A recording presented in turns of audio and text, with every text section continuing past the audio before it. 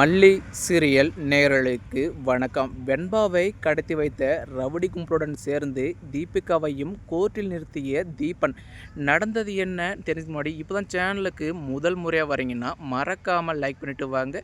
வீடியோக்குள்ளே போயிட்டு என்ன தான் சுவாரஸ்யமான விஷயம் நடக்குதுன்னு பார்த்தீங்கன்னா, ஒரு பக்கம் நம்ம வெண்பா எங்கே இருப்பா எப்படி இருப்பா நினச்சி நம்ம விஜயும் சரி மல்லியும் சரி மனசு உடஞ்சி போயிருப்பாங்க இல்லையா. இன்னொரு பக்கம் விஜய் அதை நினச்சி சாப்பிடாம கூட இருப்பாங்க. அந்த ஒரு சமயத்தில் தான் விஜய் சாப்பிடுங்க விஜய், வெண்பாவை நினச்சி இப்படி சாப்பிடாம கொள்ளாமல் இருந்தால் உடம்பு என்னத்துக்கு ஆகும் அப்படின்னு நம்ம மல்லி அவ்வளோ தூரம் சொல்லி சாப்பிட சொல்லுவாங்க இல்லையா. மல்லி அப்போது நம்ம விஜய் இருந்துட்டு அந்த தட்டை தட்டி விட்டது மட்டும் இல்லாமல் மறுபக்கம் மல்லி உன்னால தான் இப்போ நான் என் உயிரே என்கிட்ட இல்லாத போல இருக்குது. வெண்பா எனக்கு வந்துட்டு எந்த அளவுக்கு தேவைன்ற விஷயம் உனக்கு வந்து நல்லாவே தெரியும். அப்படி இருக்கும்போது நீ இந்த மாதிரிலாம் பண்ணுவேன்னு நான் யோசிச்சு கூடாது கிடையாது. மறுபக்கம் உன்னால தான் இப்போ வந்துட்டு இந்த நிலைமையிலே இருக்கேன். இது மட்டும் இல்லாமல் கதிரேசன் பார்த்தியா என்ன பேச்சு பேசுனாங்களோ, மறுபக்கம் வெண்பா மட்டும் மறுபடியும் கிடைக்கட்டும், அதுக்கப்புறமா மறுபடியும் கோர்ட்டில் கேஸ் போட்டு அதாவது வெண்பாவை தான் கிட்ட இருந்து பிரித்து கொண்டு போயிடணும்னு வந்து சொல்கிறாங்க. வெண்பா இல்லாமல் ஒரு நாள் ஒரு நிமிஷம் ஒரு நொடி கூட என்னால் இருக்க முடியாதுன்ற விஷயம் உனக்கு வந்து நல்லாவே தெரியும். அப்படி இருக்கும்போது இப்போ அடிக்கடி வந்து பார்த்திங்களான்னா எவ்வளோ பெரிய பிரச்சனை வருது. இது எல்லாத்துக்கும் காரணம் மல்லி நீ மட்டும்தான் அப்படின்னு சொல்லுவாங்க இல்லையா. இன்னொரு பக்கம் எனக்கு வந்து சாப்பாடும் வேண்டாம் ஒன்றும் வேண்டாம் அப்படின்னு விஜய் சொல்லிவிட்டு இப்போது ஹாலில் உட்காந்துட்டு தீவிரமாக வச்சுட்டு இருப்பாங்க இல்லையா. அப்போது நம்ம நாக இருந்துட்டு விஜய் தம்பி யோசிச்சிட்டே இருந்தால் உடம்பு என்னத்துக்காகிறது அப்படின்னு அவங்களுடைய இதுக்கு அவங்களும் வந்து சொல்லுவாங்க இல்லையா. அப்போது நாகு நான் சொல்கிறது புரியுதா இல்லையா, நீயாச்சும் என்னை வந்து கொஞ்சம் ரிலாக்ஸாக விடு, மல்லியால் இப்போ எவ்வளோ பெரிய பிரச்சனை சமாளிச்சுட்டு இருக்குன்னு தெரியுமா அப்படின்னு வந்து சொல்லுவாங்க இல்லையா. இன்னொரு பக்கம் ராஜேஸ்வரி கிடைச்ச சந்தர்ப்பத்தை வந்து யூஸ் பண்ணிக்கணும் அதாவது அப்படின்னு நினச்சிட்டு இப்போது மல்லி பார்த்தியா விஜய்க்கு இப்போ இது உன் மேலே வந்துட்டு எவ்வளோ கோவம் இருக்குது.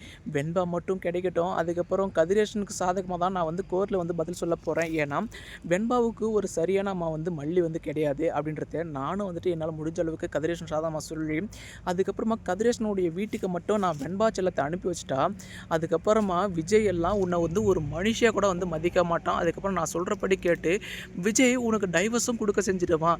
இது எல்லாமே என்னால் வந்து செய்ய முடியும் அப்படின்னு ராஜேஸ்வரி இருந்துட்டு நம்ம மல்லியை மிரட்ட செய்வாங்க இல்லையா. ராஜேஸ்வரியை உன்னால் முடிஞ்சது செஞ்சுக்கோ, நானே அதாவது வயிற்றில் நெருப்ப கட்டின்னு இருக்கேன். என்னுடைய பொண்ணு எங்கே இருப்பாளோ என்ன பண்ணிட்டு இருப்பாளோ அவளை என்ன செஞ்சாங்களோ ஏது செஞ்சாங்களோ அவள் டைமுக்கு சாப்பிட்டாளா இல்லை ஏதாச்சும் பண்ணாலான்னு எந்த ஒரு விஷயமும் தெரியாமல் இருக்கேன்.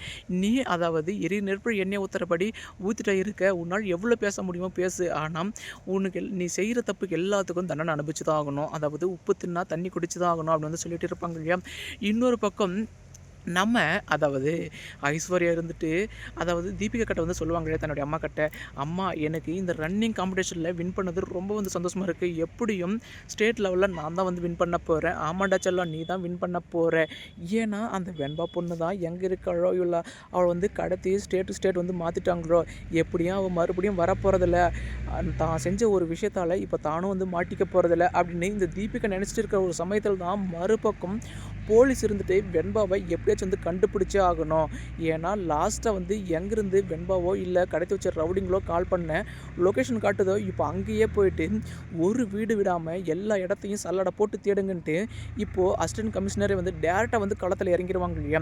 அப்படி இருக்கும்போது இப்போது இன்னொரு பக்கம் ஜெயிலில் இருக்காங்க இல்லையா, அந்த ரவுடி பசங்க வாயால் வந்து உண்மை வந்தே ஆகணும் யார் கடத்த சொன்னாங்க அப்படின்னு அவங்கள விசாரிக்கும் போது தான் ஒரு பக்கம் தீபிகா மேடம் தான் கடத்த சொன்னாங்க அப்படின்ற ஒரு விஷயத்தையும் சொல்கிறாங்க.